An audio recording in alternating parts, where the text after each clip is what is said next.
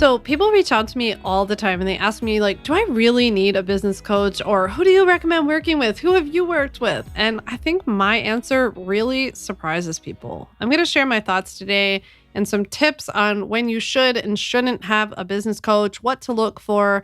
I'll even share when I've had one and the ones I think have been really worth it and what was a total waste. So I'm excited to chat with you today about whether or not you need a business coach and what tips I recommend if and when you look to hire one.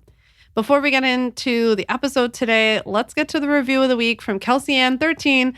She left a review of On Your Terms on Apple Podcasts saying, Sam is real and honest, which I love. The podcast has been a helpful resource to me as I begin building my nutrition coaching business. She talks about relevant topics to me and doesn't embrace the hustle culture, which I so appreciate. Thanks so much, Kelsey Ann. You can leave a review of Apple Podcasts of my show On Your Terms, and you will be entered to win a $20 Starbucks gift card. All you have to do is leave a review on Apple. I pick a new winner every month, so be sure to submit your review today. You might even get a shout out on a future episode. So I have to give you like two big caveats / disclaimers, non-legal disclaimers before we get into today's episode. The first one is that I think there are a lot of good business coaches out there. There are just also a ton of bad ones, but there are tons of good ones, right? So I don't believe in like black and white thinking, all or nothing mentality. So like when I talk about business coaches today, I'm not talking about them as a whole. It's just kind of the majority of an industry. I would say finding the good ones is more rare than seeing all the other stuff. I have a lot of friends and clients who are many of the very, very, very good business coaches, people who have great experience, who are super smart, and who will be very helpful to you. I have worked with people in the past who I loved. So there are good ones out there. I am not saying, also, the second disclaimer here, I am not saying that you don't need help or that you should be capable of doing things on your own. So I think sometimes the whole like business coach discussion gets a little mucky when people are like, oh, like a coach needs a coach and everybody needs help. And this has nothing to do with needing help or not. And so much of that is like nonsense that gets thrown at you to make you feel like you need to have someone at all times, right? We're just going to talk more today about discernment and getting support in your business with purpose and clarity from the right people. That's something that I just don't think that you're talked to enough about, right? Is finding business help, consulting with purpose and clarity. You going into it knowing why you're doing it and for what purpose, what you're to get out of it, not in the hope that it fixes something. So those are my disclaimers. Let's get into what is the problem when it comes to like the business coaching part of our industry. Well, the first thing is that a lot of people are not actually qualified to help you. It's propped up on a lot of marketing, a lot of aspirational marketing, meaning that they show you the quote unquote lifestyle that they have. And most of their marketing comes down to like, don't you want this lifestyle too? Instead of any actual business advice or business experience. Most of them, if you notice, have no actual business experience. And most of them, other than maybe even just building their own business and then teaching you how to quote unquote replicate that, like have no professional experience at all.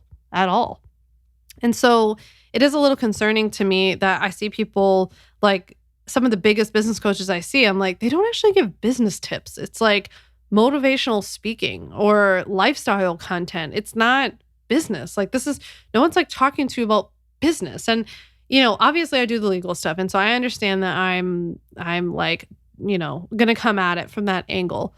But it's always like, I don't know, like a telltale sign to me that if a business coach isn't talking to you about the importance of certain financial and legal startup steps or requirements that you have to do, that should be a major red flag that you should run away from very quickly. And that is including people who give that stuff to you themselves. Because if they're not smart enough to tell you that they don't know because they're not a lawyer, or that they're not qualified to tell you because they're not a lawyer or not a CPA or a financial advisor, then that's not somebody I would give my money to.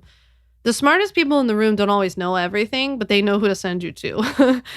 So in my opinion, a good business coach would make you aware of these other kinds of like startup steps, and they would also know enough to send you to somebody. Ideally, these people would offer you some sort of training or resource in their programs, right? Lots and lots and lots of really good business coaches have me come into their groups and give lessons to their students. And to me, I'm always like, I always thank them so much, because I'm like, thank you for knowing enough that to know that this is important for your students, for not acting like the expert on every single part of, business, which it's okay to not be, right? And to have somebody like me come in, right? And same goes for like accounting and taxes and all that kind of stuff, bookkeeping. So I would be very weary, especially of those business coaches who are like, you don't need to worry about that legal stuff until it gets down the line or whatever. That's terrifying. That's somebody who just wants to take your money and help you with marketing and doesn't really care whether or not you actually have a legitimate business. I also get nervous, on our end, that people in the coaching space, a lot of the coaches that I see, they rack up courses and programs and downloads and all this stuff, and they spin their wheels and they don't ever take any action, because it's like a leapfrog of courses. It's like, well, I have to take this course, which then led me to learn about evergreen businesses. So I realized I have to take a Pinterest course, which made me realize I have to take a LinkedIn course, and it just keeps going. It also leads to a lot of like copycat / everybody looking the same middle school type scenarios, which again, if somebody knew something about business, they would tell you that the most important thing is differentiators. How is your business different than your competition? I mean, that's like just another big thing that sticks out to me, is this whole like, there's no competition, like don't worry about it, blah, blah. Yes, there is. Yes, there is, right? There is competition. It doesn't mean you have to be mad at them or not friends with them or not want them to succeed, right? Those can all be true. But you better believe that like Target is studying what other companies are doing. Nordstrom's studying what other companies are doing. Peloton is studying what other major fitness brands are doing, right? They are looking at it, they're observing, and they are making their marketing a reflection of their differentiators. What makes them different? Who is their ideal client versus who's the ideal client of this other competing brand? That's actually a very important business idea, right? There's nothing wrong with it. It's just like a way of doing business. It doesn't mean that you don't want your quote unquote competitors to not do well, or that there's not enough room for us all to succeed. There is. But you do need to focus on that, right? So it's just like kind of one example where it's like people are giving you this messaging, so it sounds really pretty and it sounds like really welcoming and open-minded, but it's actually not good business advice, right? And it leads to a lot of people just kind of bumping along, never asking questions, never thinking for themselves, not being unique and standing out, which is a really important business technique. So I want to share with you a little story before I get into some of my tips about picking a good business coach. I was reading something the other day about a woman who wanted to start her own flower shop. So she wanted to start like a really cool flower shop. Actually, it reminds me of one that's close to me that only sells like, she like forages Long Island native plants and flowers and stuff. And she does like workshops and all this cool stuff. But this woman wanted to start something similar. And she was like, I have to learn every single thing about flowers before I open this flower shop. She was not a trained florist or anything like that. So she was like, I have to learn everything. I have to become a flower expert. Eventually, as she was getting the shop set up, it got to a point where the shop was ready to open, but she wasn't ready because she hadn't learned every single thing about flowers yet. But she had to open. Like her space was ready. She was paying a lease. She couldn't afford to just continue to wait. So she opened anyway. And her reflection when they asked her, like, well, how did it go? Like, you didn't know everything about flowers. So how did it go? She said, I'm so glad that I didn't learn everything about flowers so that the flowers could teach me what I needed to learn about them. I'm so glad I didn't learn everything about flowers so that the flowers could teach me what I needed to know about them. How crazy is that? I wrote that down. Like as soon as I saw it, I was like, I have to write this down. It just like went off and it was like a ding, ding, ding in my mind about this business coaching idea that you cannot gather and learn every single thing that you need to know and then go and apply it. Like when I studied for the bar exam, I took it in 2 states at one time, studied for like, 3-4 months. I sat in a classroom and then sat at the library every single day for like a kabillion hours and literally memorized facts. And then for 4 days on the bar, I just regurgitated those facts on paper, right? It is memorization. And all I had to do on the bar was apply that memorization. That is not business, right? That's not how business works. Business has to work in this space, in our space. You have to be comfortable with marketing. You have to get to know your customers. Things evolve, right? The way that I market my business now is different than a year ago, which is different than 3 years or 4 or 5 years prior to that. These things evolve. And what works for you might not work for me, and vice versa, all around, all day long, right? So we cannot learn everything that we need to know and then be like, I'm all done. I'm going to go apply it now. That's not how it works, right? So I think that there's a very delicate balance of learning some stuff that you need to learn, right? I actually believe in learning the foundation of like actually setting up and forming a business, and then learning about like how do I create my offers, and like maybe I learn some copywriting, and then I learn some marketing techniques, and you continue to layer on as you go, right? And I do believe there's like a time and a place for it. But this idea that like you're going to take a famous marketer's course and then you're going to have a business like theirs, or you're just going to keep taking courses, and at some point you're going to reach this like mountaintop, or you're going to have to know everything. I just don't think that's the truth. And I think you're being sold a lot of baloney through marketing. So if that's my thought on it, then when is a business coach helpful? Because I do think the business coaching or programs like related to your business can be helpful. If you're a beginner, if you are starting out your business, you don't have like consistent, client flow, revenue stream yet, I think that it's okay to start out in one of these programs or to join a group program or a mastermind or something like this if you're doing it alongside taking action at the same time. What I don't like seeing and what I don't want you to do is take this person's course or work with a coach or whatever and wait until you're done with it to apply it, or to be like, no, I'm just doing this to get ready. I call it the to get ready program. So if you are taking something and actively applying it, right? So like I just started playing tennis, for example. I just started taking private tennis lessons.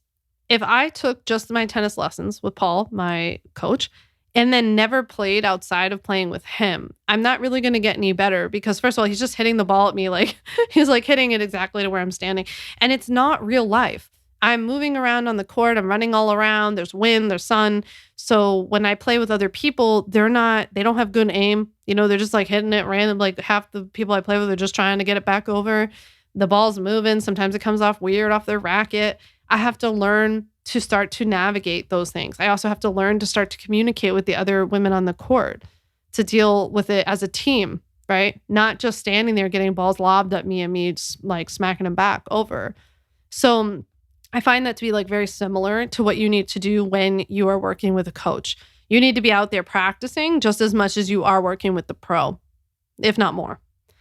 I also like what I call the stairs approach. I always think, ever since I started my business, I think of these things in terms of stairs, right? So if you do hire a coach or you purchase a program, the working with them part or the purchase is like the incline part of the stairs. It's like the up part, right? And then the flat part, the part of the stairs where you would put your foot, that's the implementation part.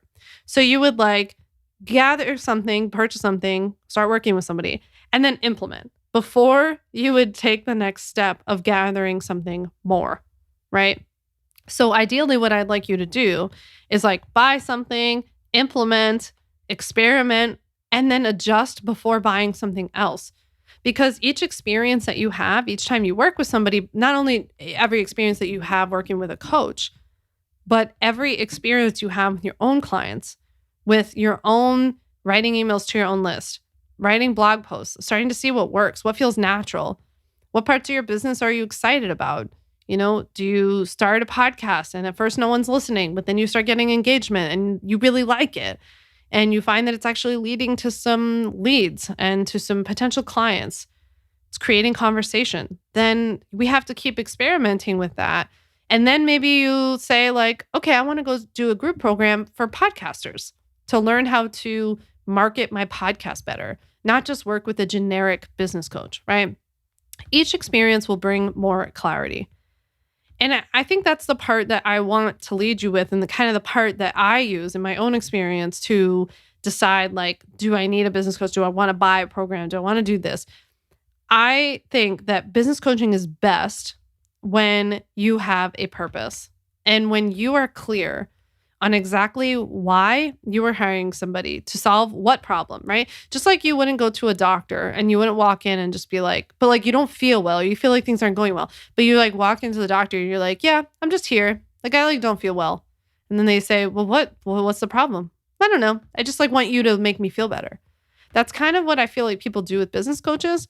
Whereas, it would be a very different situation if you went to your doctor and you said, I don't feel like I have full range of motion in my knee. I want to make my knee stronger and I want to be able to play tennis better. I want to be able to run faster and jump higher, right?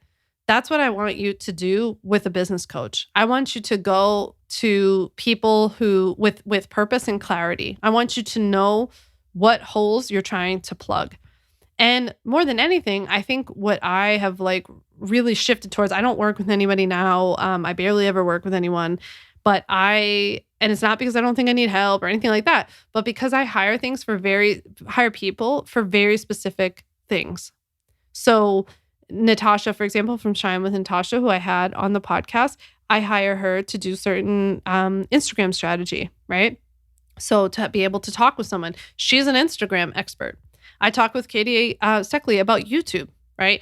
Now I go to people with very specific niche expertises and I go to them with clarity and purpose of what I want to, I want to grow my podcast. Not just like let me say it this way. I would not go to them to say, I want to grow my podcast. I go to them to say, I want to increase my podcast, downloads or whatever, with the purpose of generating more leads to this freebie, which then leads to the sale of my ultimate bundle, which is what keeps my business alive, right? So I go to these people with very clear purpose, not just like vanity metrics, not like I want to grow my Instagram. It's like, how do I create more engaged community on Instagram? How can I present my information that I feel like I've been talking about for years in a new way? How do I adjust to these changes in the algorithm, right? Maybe I would hire somebody to say, I want more website traffic with the hope of converting more leads to my freebie and building my email list, which I want to build my email list so that I can sell more of my product or create more of a community or let people know about my podcast, whatever the thing is, right? But I go to very specific people now. And I think that's been like the greatest area of growth, of not wasting time, money, energy on these kind of big box programs of people who don't have a lot of expertise, is really niching down and going to people who are like, this is the person to go to about public speaking. This is the person to go to about PR. This is the person to go to about email list marketing, right? That's what I really like doing. And I think when it comes to like buying all these different courses about all these different directions you can go in, you have to remain incredibly focused. You have to know what your cornerstone pieces are of the big three of marketing. Is it going to be a podcast, YouTube, or blog? And you always have to have your email list. That's just like a given. That's kind of the fourth man, right, out on the side. So if you choose one of those, I would suggest getting help with getting better at that. Get good at your craft. Put yourself along people who are actually experts at that craft and see how you can work with them and learn from them. You know what I mean? So I hope that this has been helpful. I feel like the most helpful thing that I have invested in has been copywriting, because I really like to do my own writing. So that's not something you have to do, but it's something I love to do. And I've always retained like writing ownership of the day-to-day writing of my business. And so because I like it. And so that's something where like that was really worth it for me to take certain courses or classes or like just start studying about copywriting, right? But again, I'm not doing it and then saying, once I do this and I learn this, then I'll start writing. I was writing and taking messy action and applying and implementing what I was learning in real time so that I got more and more and more at-bats, right?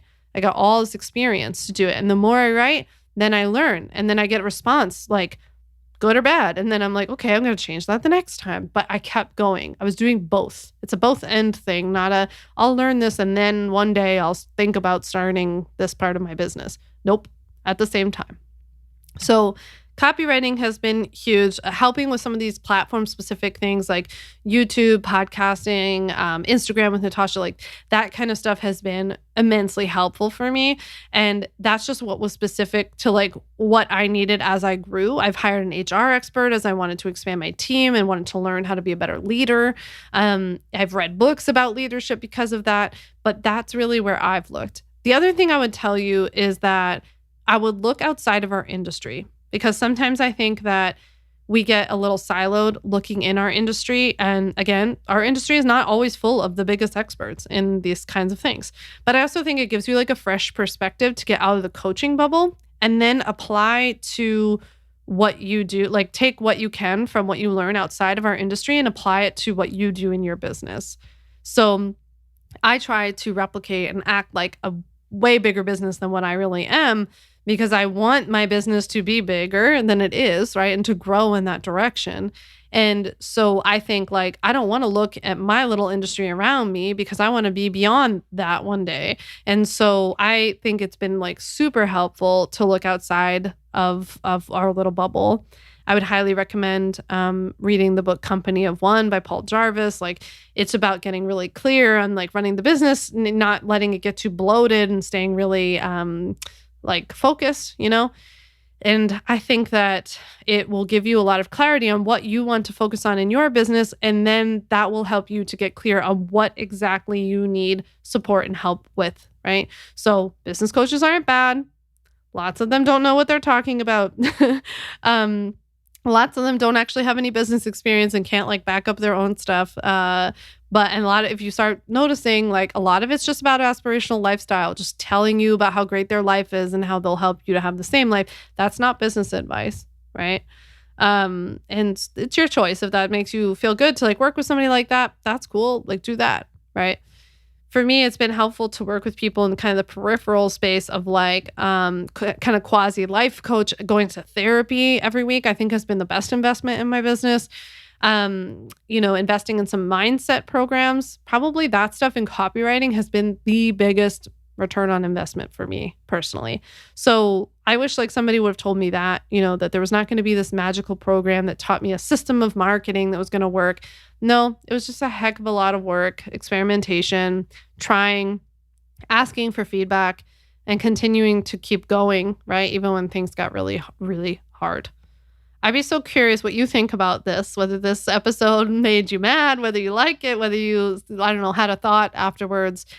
Send me a DM on Instagram at Sam Vander Wielen and let me know what you thought about this episode. And if you thought this episode would be good for a friend of yours, can you go ahead and do me a favor real quick? Shoot them a text, send them the link right now, whatever platform you're listening on. Send this over to a friend, post it in a community that you're in if you think it would be helpful to people. But I would love to get your feedback and to hear what you thought about this episode. Thanks so much for listening to On Your Terms. I'll see you next week. Thanks so much for listening to the On Your Terms podcast. Make sure to follow on Apple Podcasts, Spotify, or wherever you like to listen to podcasts. You can also check out all of our podcast episodes, show notes, links, and more at samvanderwielen.com/podcast.